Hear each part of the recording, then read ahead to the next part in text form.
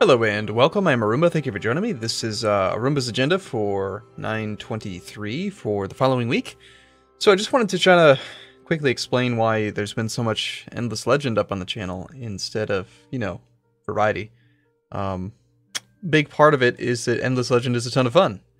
And so this is what we're looking at for the week. Endless Legend came out on the 18th. Stronghold Crusader actually lost its embargo yesterday.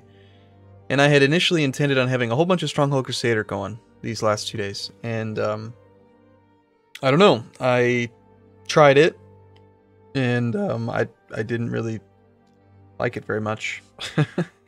And I couldn't get good enough at it to actually sort of validate making a video about it.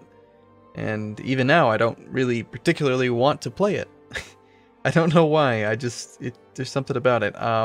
I'll probably spend some more time with it, and it might just be that I'm not any good at it yet. But that was the plan. So what happened is, like, over the course of the weekend, I was supposed to practice Stronghold Crusader, get good at Stronghold Crusader 2, and then play the damn game. But I didn't, and so then I was just like, oh crap, I don't have any videos, so let's just put out all the Endless Legend stuff. And Endless Legend happens to be very fun.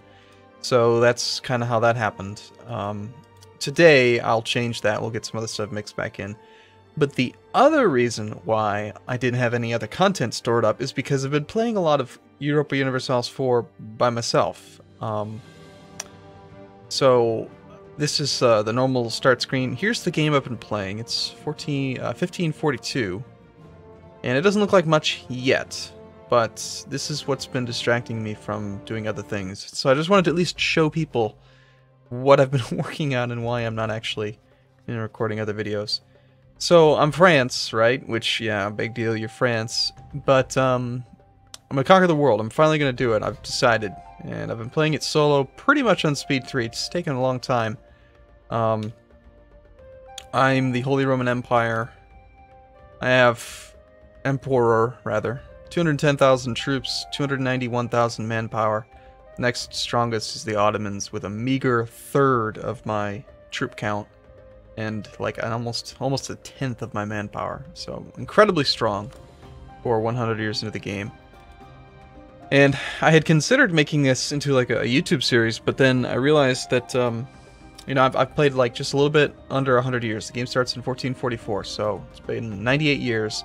And I've probably put at least 10 hours into this, which means that a series on YouTube would probably take, if each video was 50 to 20 minutes long, about 200 videos, which is a lot.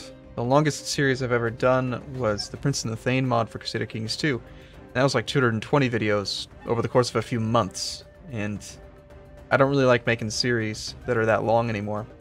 So a few things that I just wanted to comment on, because this has been really fun, is that I've been harassing the crap out of Castile. It's been so fun. Every couple of years, I attack them, and they've got Spanish ideas. They've got 3 colonists, so they always have colonies going, and they keep on trying to colonize. And so what I'll do is I'll find somebody who's in a coalition, and then I'll attack them, and then that gets me at war with Castile. And then as part of the peace deal, it doesn't even matter what I do, but as long as you're hostile to them, you just put 1 troop on there, and then you seize their colony for 25 military power. Ideally, when it's really big, like 900 people, and then you end up taking all of the colonies. And so here's another one here. So the next war will be these 3. And as long as you send your colonist before they finish, then you can switch them to your culture and religion. So it's been really fun to beat just beat them completely at the colonization game. I haven't done that before. Like when I've played the colonial game, I've played as Portugal, or I did the 5 colonies of Castile, and I never used that strategy. So it's been fun for me. Newfoundland, Great Britain, is forming up north, so I do want to do the same thing to them. There's a colony here that I need to take care of. And then the other thing that I've been doing, and this was kind of interesting, is that the first colonial nation that I had was in the Caribbean, and I sold them a province up here, which they took forever to core. Annoyingly, when you sell a colonial nation a province of yours, even if you have a core, the core doesn't seem to transfer. So I colonized it, it instantly became a core, sold it to them, they lost the core, then they cored it, and then when they cored it, I sold them Pamlico, And as soon as they had two colonies over in this region, they moved their capital to Santee, which suddenly turned them from a colonial nation in the Caribbean to a colonial nation in the 13 colonies, which gave them all the rest of the colonies. So I have just one ginormous colonial colony, just one colony. And my plan is to continue to do that. I can't force them to move their capital, but I'm going to sell them provinces, and we're just going to have one colonial nation. Just one huge one, and I'm going to tax the crap out of them. And it's going to be fun. I've already got them at tariff efficiency 43.8%. Well, the current tariff rate is 36.5, so I'm going to keep on raising that, and keep the Liberty Desire down, but a war with them would be very easy to win, of course. Now, I don't really know what else to say about it, aside from I'm going to succeed. I started the game off consolidating vassals. I was able to peacefully vassalize most of the Irish people, except for Meath, which got conquered. Scotland still exists and will always exist, which will be a country to release at some point. But the main thing that I did was I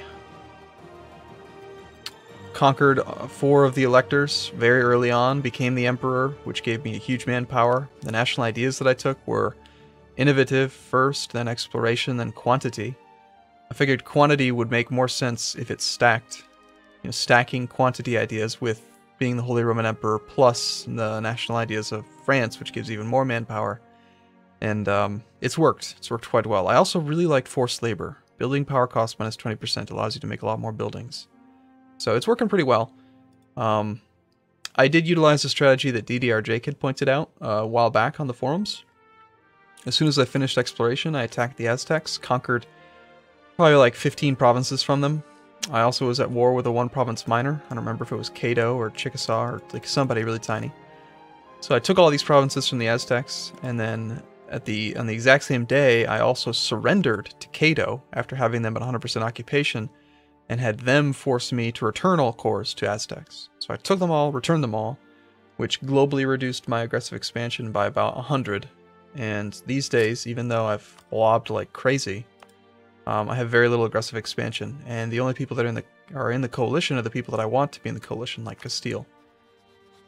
So it's working out. It's working out pretty well. Anyway, this is why I've been distracted. So, I don't know. Just figured I'd let people know. So, anyway, I'll see you in the next video. Whether it's Endless Legend or not, we'll see. But I do look forward to seeing you soon.